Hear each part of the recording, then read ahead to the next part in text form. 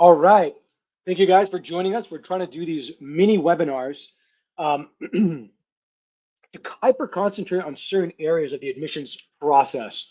And one of the main areas that we're having a lot of difficulty with, a lot of our clients have had difficulties with, is how to secure the best letter of recommendation for whether it's your college application, whether it's your law school application, graduate application. Obviously, just you have to secure the best letter of recommendation. The reason letters of recommendation becoming even more important than ever is because if AI is going to be helping people put together their applications, or at least some people are putting together their applications, then the schools are going to try to look for subjective ways to assess you in ways that cannot be, well, even then, I guess it could be dictated by AI because the recommender could write your letter with AI. But the idea is the recommender will provide a different perspective that you cannot control. And that's what the schools want to see. And that's going to come down to your standardized test scores, your GPA, and your obviously your resume and your activities that you've undertaken, and of course the recommender themselves. And this will complement your application materials.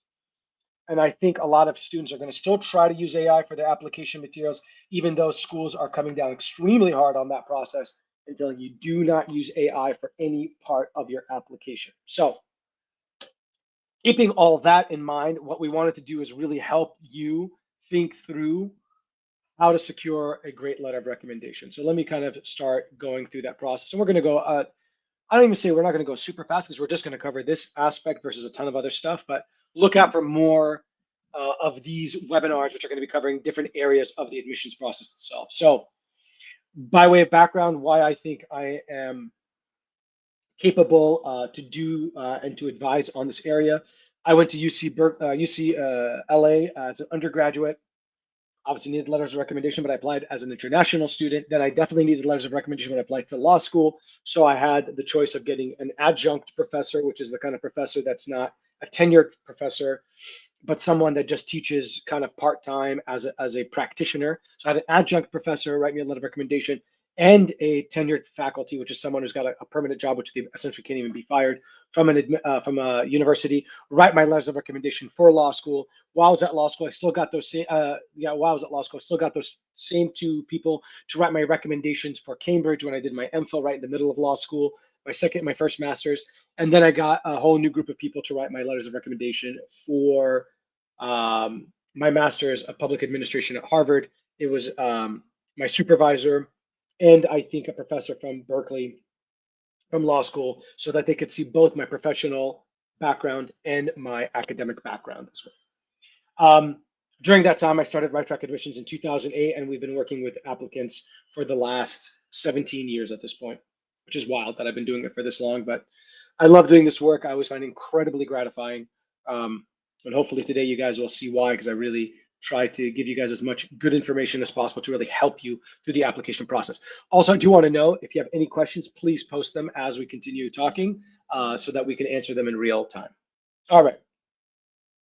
I did create the college admissions mastery guide. It's about a 140-page mastery guide that covers every aspect of the college admissions process, from how to be a great college admissions candidate all the way through to how to be a great college student and maximize your education. So wait till the end because we're going to provide you guys with a bonus so that you guys can benefit from it, but also and get a discounted thing, but also definitely look out for it regardless because I think it really will provide you with everything you need, including letters of recommendation.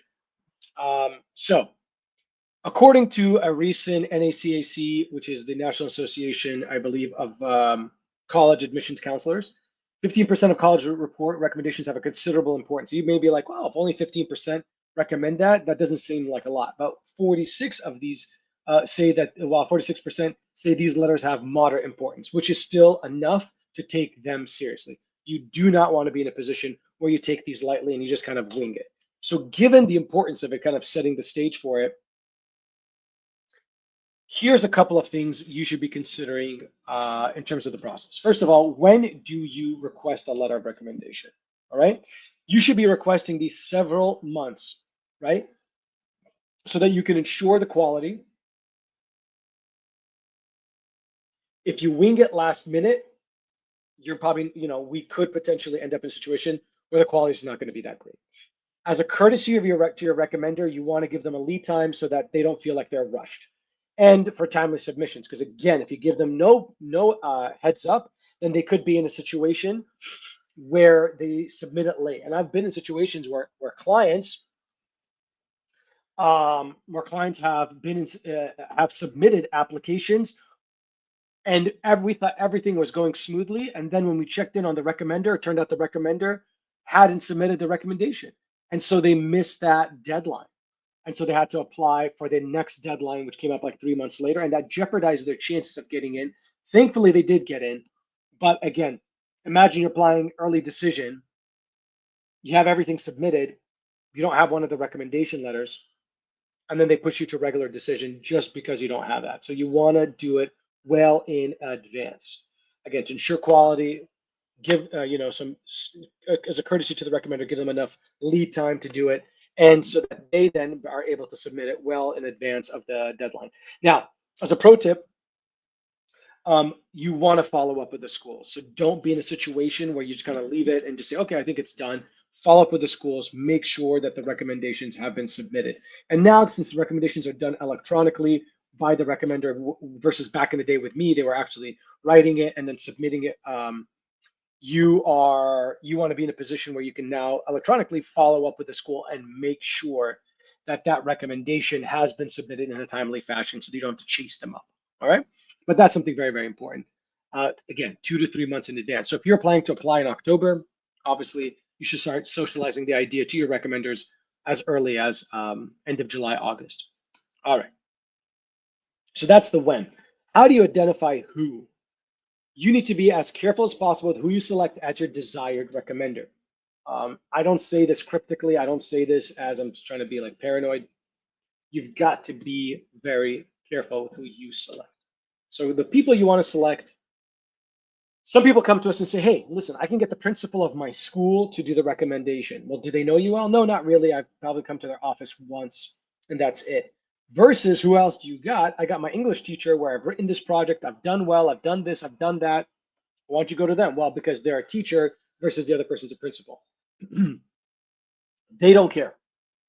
Honestly, they want the best writer, the best advocate, the best cheerleader for you versus a VIP.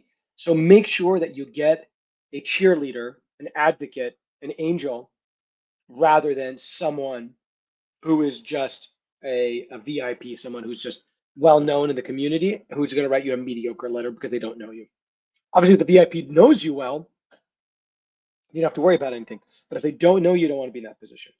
Also, if you can get someone who's familiar with the college admissions process or law school admissions process or graduate school admissions process, that also helps because at least at that point, you can rely on the fact that the person knows what to include in the letter to really give you the best chances of admission, right? So I think that's an important factor to also keep in. Someone who's familiar with the college admissions process. Most recommenders you're going to have are probably going to have gone to college, so they're familiar with the process. You also want to find someone who can write well. Now, with the advent of ChatGPT and all the other LLMs and AI assistants out there, chances are I wouldn't be shocked that the recommender just writes a couple of bullet points, pops into ChatGPT, out comes a letter, and they just copy and paste it. You can't stop them from doing that. It's the reality. That could be the case. And then therefore writing well doesn't make a difference because ChatGPT and all these guys write well. But if that's not an option, the person's going to write it, then obviously you want to make sure that the person can write well and is not someone who's, obviously doesn't have that opportunity. Being accessible is also super important. Okay, guys, you don't want to be in a position where you're emailing the person incessantly, they're not responding, and then hoping that they're going to write the recommendation for you. They need to be accessible, someone who's available. Also, and we'll talk a little bit about this, accessible and someone who's willing to write it. You don't want to be with someone who's like, yeah, hey, you know what? Are you willing to write this? I guess that kind of lukewarm reception, that hesitancy, is not a good sign. And I would not follow up with them. I would highly recommend that you lean in and really try to get someone who is accessible, who's responsive, who's reliable, and who seems excited to do it for you. Okay, so pick a cheerleader above all else. Ideally, someone that understands the process so they know why they're writing the letter, someone who writes well and is accessible so that they could write that letter for you. We got a question from Anna who says, is it acceptable for me to write the letter and they just send it? Sometimes as an international student, they don't speak English and tell me if I write it, they will sign it. Look, off the record, this happens a lot. We don't recommend that you write the letter because we don't want, the schools do not want that. They want a letter written by the person. So at best, and I think we'll talk about it. I think we'll talk about it here. So I'll jump ahead. You guys see down there, it says create a brag list. So at best, if the person is not willing to write it, create a brag list for them, which highlights certain achievements that the recommender may choose to highlight. And by doing that and putting those bullets together, they will then pop it probably into an LLM, and then the LLM will write it for them, so they don't even have to do that. I don't think, Anna, that's a big issue anymore. I think most people are, sadly, these recommenders are just going to use AI, which is good and bad. It's bad because it's AI and it's inauthentic. It's good because now at least you'll know the recommender is going to write well enough. But now you need to provide them with the bullet points and, as I said, a brag sheet to help in the process. Let's also quickly talk about shortlisting your recommender. Spend some time writing a list of all the people you believe would be good letters of recommender, like good recommenders for you. And when you think about that, let's go back to this slide here, selecting the right recommender. These are the different places or different areas, let's say verticals, that you can pick the recommender from. Academic, so a teacher and a counselor. This is going to be probably the most important recommender because you're applying to an academic program, so they want to see that. A professional, if you have that opportunity, a supervisor or mentor. So let's just say the school asks for 3 recommendations. I would highly advise 2 are academic and 1 would be either professional or extracurricular. I wouldn't have 3 academic ones, just 2. And then the third one is kind of like a Hail Mary with one of these other ones here. As a final choice, if you can't find an extracurricular and you can't find a professional and you've already got your 2 academic, you can also consider an alum or a current student from that school who could write a recommendation for you, as long as, and we'll talk about who not to ask, as long as that person is not like a family member or somebody that's writing it for you, but someone that could really speak to you and that doesn't feel compelled to give you a good letter because you're family, right? So just think about, or a friend, okay? So these are the kind of people that you should be looking to get a recommendation from. Academic professional, if you have that opportunity, extracurricular, and then current student. And I would do it kind of in that order. Academic is the most important, then professional, then extracurricular, then current student alum. Down there, you'll see, and I already spoke kind of about this when we talked about accessible. So this is kind of what I mean by accessible. You want to kind of go to them and say, hey, listen, you email them, say, would you be willing to write a recommendation letter for me? And if you're kind of getting not the greatest reception, maybe if you're really keen on it and maybe the person's just busy for that moment, is to meet with them in person and then just get a temperature check. If they seem enthusiastic, hey, listen, I'm sorry I wasn't as responsive in the last time, but I'm really excited to write this letter for you. Great, you're on the right track. But if you start feeling that the person is lukewarm or even slightly hesitant, look elsewhere because they may not write a good letter recommendation for you. All right. Unless you created that brag list of all the top things that you've done, and all they're going to do essentially is just put that into an LLM, or they just get that brag list and they type it out into a letter of recommendation. Hopefully that they would submit it in time if you're really pressed and you can't find another recommender. Also, as a pro tip here, I want to quickly mention this. Try to vary the letters. Have someone who can speak well to your IQ and another who can speak well to your EQ, and maybe someone who can speak well to your AQ. So that someone's talking about your leadership, another talking about your teamwork skills, someone's talking about your academic prowess, someone's talking about your compassion and all that kind of stuff. Because those are very, very important to speak about different aspects of who you are, which then sends us over to this slide. And again, I'm going to mention this as areas of focus. Here, I mentioned the 6 C's. We talked about the 6 C's in the last webinar that we did on kind of like riddling the maze of college admissions. Well, I want you to keep these 6 C's in mind because that's what the schools are looking for. And so if the recommender can talk about these C's, that's fantastic. So what do you got? You've got collaborative, so that shows teamwork. So if somebody can talk about your teamwork skills and your EQ skills about your emotional intelligence, a sense of compassion, maybe through volunteer work that you've done, a sense of empathy and compassion, and that also shows your emotional intelligence, your capability or capable, right? The third C, and that's super important in terms of critical thinking, which is super important now and what schools look for. Communication skills, another C that's very important, that I tucked under capable. I think that's very important. So they're going to talk about how great of an orator you are, how great of a critical thinking you are, how great of a writer you are, how well you communicate. Committed, that the school feels a sense that you are going to go the distance with that school and excel. So a sense of commitment and strong work ethic is what they look for. And again, you want the recommender to kind of lean into that to show how reliable you are as an individual. A sense of creativity in terms of not just creativity in terms of drawing or something, but creativity in terms of problem solving. How do you get around it from a multidimensional perspective? So that sense of creativity. And finally, the last C, my favorite C, is curiosity, a sense of curiosity, to be curious, because the schools want someone who is willing to learn from others and from the material, an insatiable appetite to learn, right? And that takes curiosity. So if you can get a recommender who can speak about these different aspects within the three so that they're not repeating the same C's, but each one is taking a C on its own, that's super important. And to answer a question that may already come up, you're like, well, how do I know which C they're going to cover?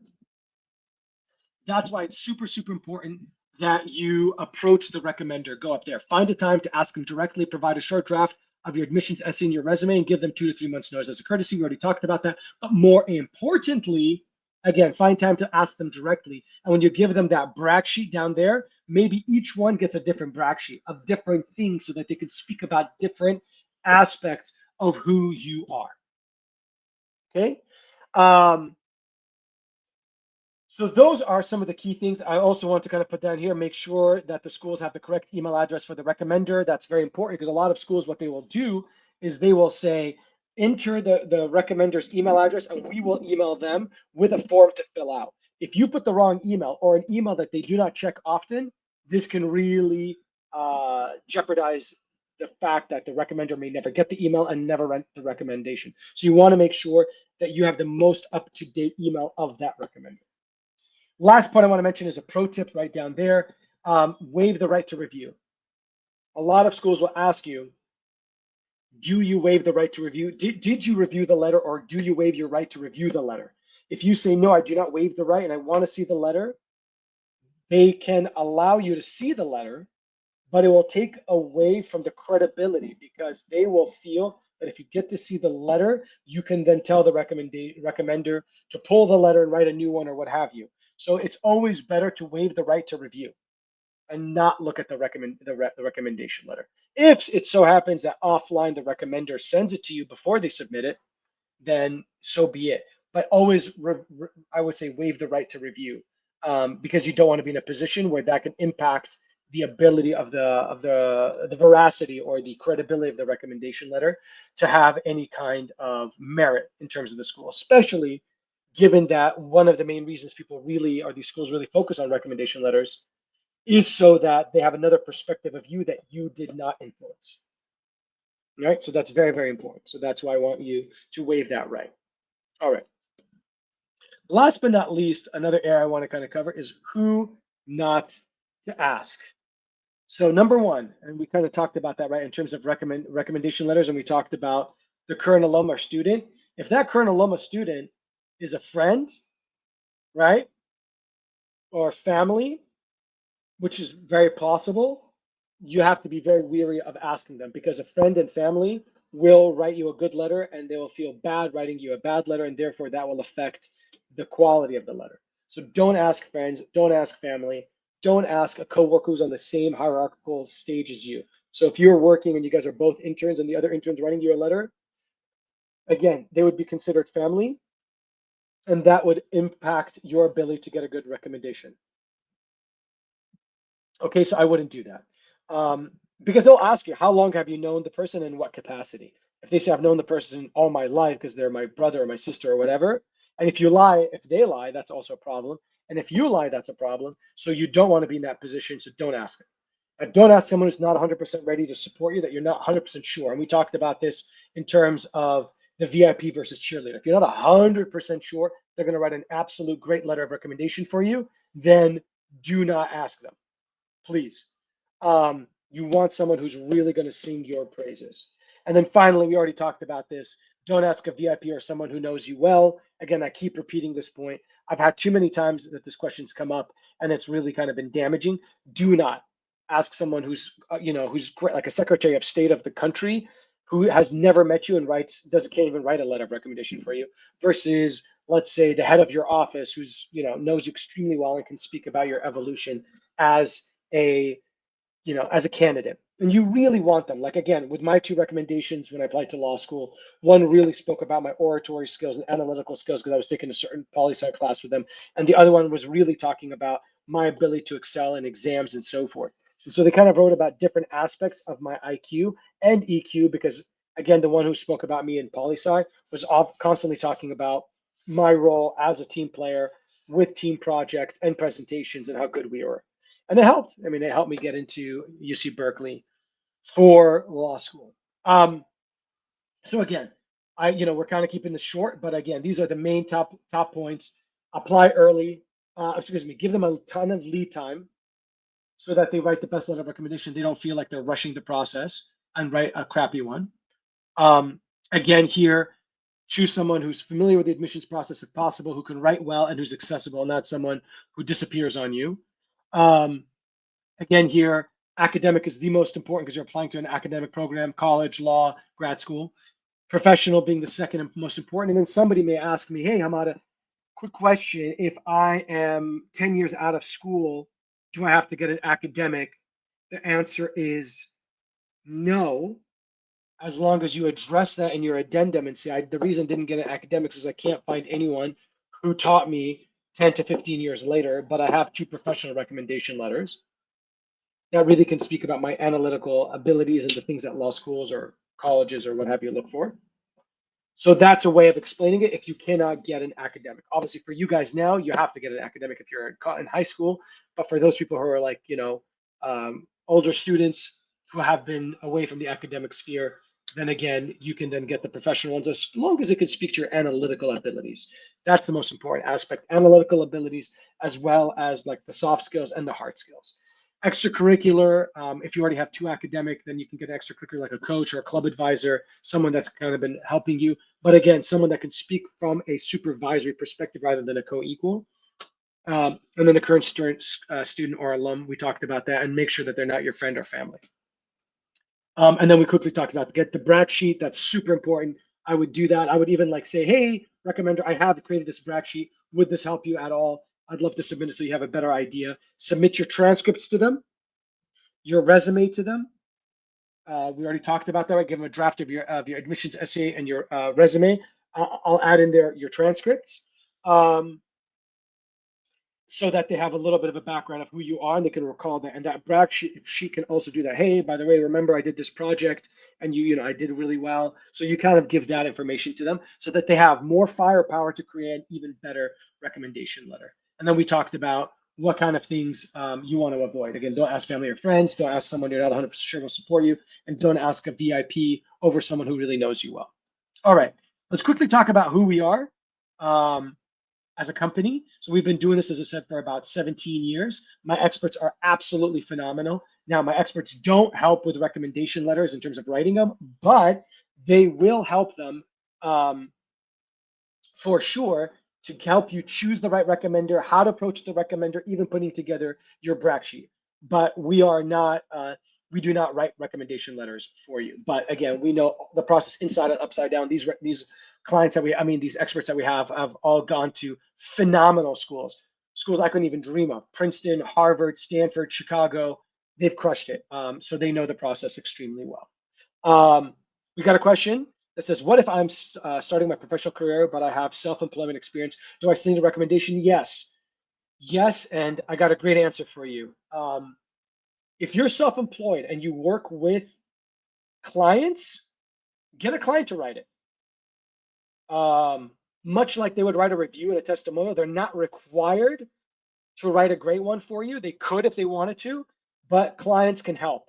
Other companies that you have a strategic partnership with, even as a sole proprietor, can write a recommendation letter for you, right? Like let's say you partner up with another agency or another company, right? You can get them to do it. But clients, other partners can do that. If you have a co-founder, it's not great, but they can also potentially write a recommendation letter for you. Not great, but that's a possibility. Um, Great question. Because I'm self-employed, and if I ever wanted to apply for something, who the hell's going to write my recommendation letter? I'm a founder and CEO of Right Track. If I wanted to do something, what do I do? Do I go back to my team and ask them? No, because I manage them and I, pay their bills. So I've got maybe to go to another entity, a school, a university, a foreign government that I've worked with, and someone there who can then write a recommendation letter about my abilities, right? But great question. Thank you for asking, and please pepper me with more questions out there. Um, We've worked with people that have gotten them to top schools, as you can see there, from Canada to the UK, and obviously in the United States, which is where we have our bread and butter in terms of schools over the last 17 years. And if you guys check us out now, in the next 24 hours, we'll give you 25% off the mastery course, and you'll get the free mastery checklists that we've basically put together. Sure, you could probably ask. So crazy because ChatGPT is so bananas. There's so much resources there. So of course you can ask ChatGPT to create a mastery checklist for you. But at least we know that we've tried, tested this over 17 years and really put this and compiled it, and it's worked very well. So we are happy to offer that for you. But that's pretty much it. Look out for us on Right Track Admissions on all our social media profiles. Make sure to hit us up, email us, call us. We're more than happy to provide you with whatever guidance we can. We know it's a crazy world out there. There's so much misinformation, even from AI, which hallucinates. So feel free to contact us. Our core pillars are guiding, story crafting, editing, and timekeeping. And what I'm trying to do for you guys right now is giving you that guidance where you don't have to worry about hallucinations because we've been doing this for a freaking ever. Thanks, guys, for watching. We've kept this within half an hour, as I promised. Feel free to reach out to us. We look forward to guiding you and getting you on the right track to success. Thank you guys for watching.